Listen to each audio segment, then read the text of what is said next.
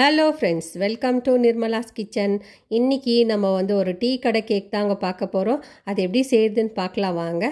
அதுக்கு முன்னாடி நம்ம சேனல் சப்ஸ்கிரைப் பண்ணிவிட்டு பெல் சிம்பிள் தட்டிடுங்க. வாங்க வீடியோக்குள்ளே போகலாம். புதுசாக பார்க்குறவங்க என் சேனலுக்கு சப்ஸ்கிரைப் பண்ணிக்கோங்க ஃப்ரெண்ட்ஸ். அதுக்கப்புறம் அப்படியே லைக்ஸ் கொடுத்துட்டு கடைசி வரைக்கும் வீடியோவை ஸ்கிப் பண்ணாமல் பாருங்கள் ஃப்ரெண்ட்ஸ். வாங்க இப்போ வீடியோக்குள்ளே போகலாம். முதல்ல நம்ம மிக்ஸி ஜார் எடுத்துக்கலாம். ஒரு கப்பு ரவை சேர்த்துக்கலாம். நம்ம நார்மல் இது உப்புமா செய்கிற ரவை தான் நம்ம சேர்க்க போகிறோம். சேர்த்துட்டு இது பல்ஸ் மோடில் அரைச்சி எடுத்துன்னு வந்துடலாம். நம்ம இப்போ பாருங்கள், இந்த அளவுக்கு இருந்தால் போதும். இதை நம்ம ஒரு பாத்திரத்தில் கொட்டிக்கலாம். ஒரு பாத்திரத்தில் சேர்த்துட்டு நம்ம இதே மிக்ஸி ஜாரில் நம்ம சர்க்கரை கூட அரைச்சி எடுத்துன்னு வர போகிறோம். இந்த சர்க்கரை நான் 3/4 கப் அளவுக்கு எடுத்திருக்கேன். தித்திப்பு ஜாஸ்தி வேணும்னா நீங்கள் 1 கப்பு கூட சேர்த்துக்கலாம். நீங்கள் சர்க்கரையை சேர்த்துட்டு இதை நைஸாக அரைச்சி எடுத்துன்னு வந்துக்கலாம். கூடவே உங்களுக்கு ஏலக்காய் வேணும்னா இது கூடவே நீங்கள் சேர்த்து அரைச்சிக்கலாம். இப்போ நான் ஏலக்காய் சேர்க்கல. இப்போ பாருங்கள், இந்த அளவுக்கு இருக்கணும். இது சுகர் இந்த அளவுக்கு நம்ம அரைச்சி எடுத்துக்கலாம். அரைச்சிட்டு இது கூட நம்ம ரவை கூட சேர்த்துக்கலாம். சேர்த்துட்டு இதை ரெண்டும் நல்லா மிக்ஸ் பண்ணி கொடுத்துக்கலாம். ஃபஸ்ட்டு இது ரெண்டும் ஒன்றா கலந்து இது ஒரு முறை வச்சுக்கலாம். அப்புறம் அதே மிக்ஸி ஜாரில் நம்ம 1/4 கப் அளவுக்கு நான் தயிர் எடுத்திருக்கேன். கெட்டி தயிர் எடுத்திருக்கேன். அந்த தயிரும் சேர்த்துக்கலாம். நம்ம சேர்த்துட்டு அதுக்கப்புறம் 1/4 கப் அளவுக்கு ரீஃபண்ட் ஆயில் எடுத்திருக்கேன். இது வாசனை இல்லாத எண்ணெய் எடுத்திருக்கேன். அதுக்கப்புறம் 1 டேபிள் ஸ்பூன் நெய் எடுத்திருக்கேன் நான்.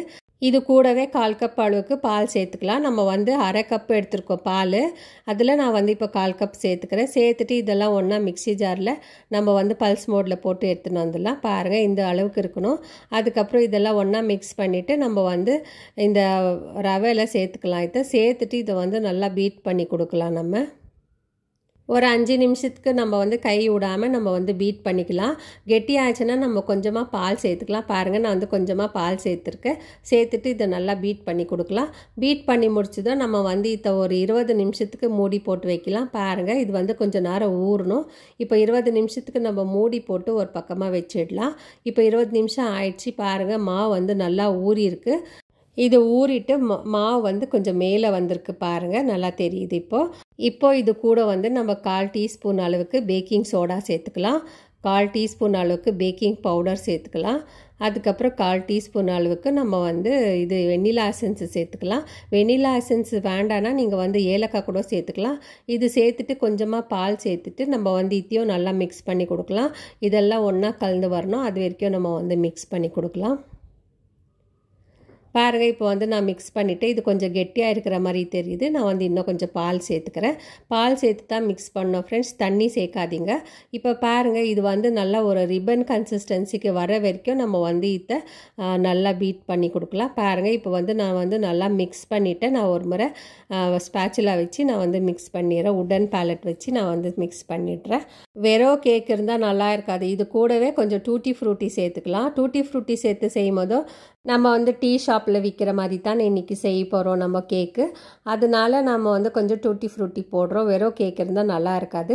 இப்போ நான் டின்னு எடுத்து வச்சுருக்கேன். பாருங்கள், அதில் நான் பட்டர் பேப்பரோ கட் பண்ணி போட்டு வச்சுருக்கேன். அதுக்கப்புறம் இதுக்கு கொஞ்சமாக எண்ணெய் தேய்ச்சிக்கலாம். எண்ணெய் ஊற்றிட்டு இல்லைன்னா நெய் கூட நம்ம தேய்க்கலாம். அது உங்கள் விருப்பம் தான்.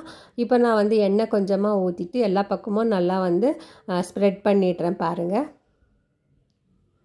இது எல்லா பக்கமும் ஸ்ப்ரெட் பண்ணி விட்டுட்ட பிறகு நம்ம மிக்ஸ் பண்ணி வச்சுருக்கிற கேக் பேட்டரை இதில் ஊற்றிடலாம். இதுக்கு நெய் இல்லைனா பட்டர் கூட நீங்கள் தேய்ச்சிக்கலாம் விருப்பப்பட்டாக்கா. நான் எண்ணெய் தான் தேய்ச்சிருக்கேன். இப்போ இது தேய்ச்சி முடிச்சாச்சு. நம்ம மிக்ஸ் பண்ணி வச்சுருக்கிற கேக் பேட்டரை நம்ம இதில் சேர்த்துக்கலாம்.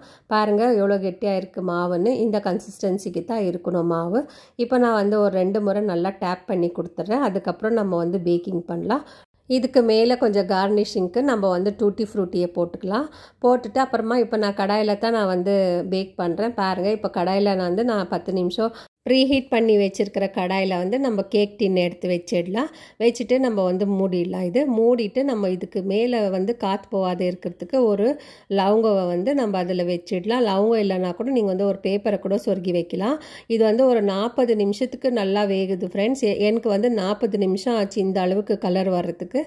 இப்போ நம்ம செக் பண்ணலாம். பாருங்கள், நான் டூத் பீக் போட்டு காமிக்கிறேன். நல்லாவே வெந்திருக்கு. இது ஏதோ ஒட்டாமல் வருது. பாருங்கள், இப்போ நம்ம எடுத்துடலாம். இது அப்புறம் நீங்கள் ஓவனில் பேக் பண்ணுறதுனா நீங்கள் ஒரு 180 டிகிரியில் 30 நிமிஷம் நீங்கள் வச்சு பேக் பண்ணி எடுத்துக்கலாம். அப்போ உங்களுக்கு இந்த மாதிரி வரும். இப்போ பாருங்கள், நம்ம வந்து அன்மோல்டு பண்ணிடலாம். அன்மோல்ட் பண்ணிவிட்டு மேலே இருக்கிற பட்டர் ஷீட்டை வந்து எடுத்துடலாம். நம்ம உங்கள் ஓவன் வந்து எவ்வளோ நேரத்தில் பேக் ஆகுதுன்னு உங்களுக்கு தெரியும் இல்லையா? அந்த டைமுக்கு நீங்கள் வந்து பேக் பண்ணி எடுத்துக்கோங்க. இப்போ வந்து நம்ம திருப்பி போட்டுக்கலாம். திருப்பி போட்டுட்டு நம்ம வந்து எந்த சைஸ் வேணுமோ அந்த சைஸில் நம்ம வந்து கேக்கை கட் பண்ணி எடுத்துக்கலாம்.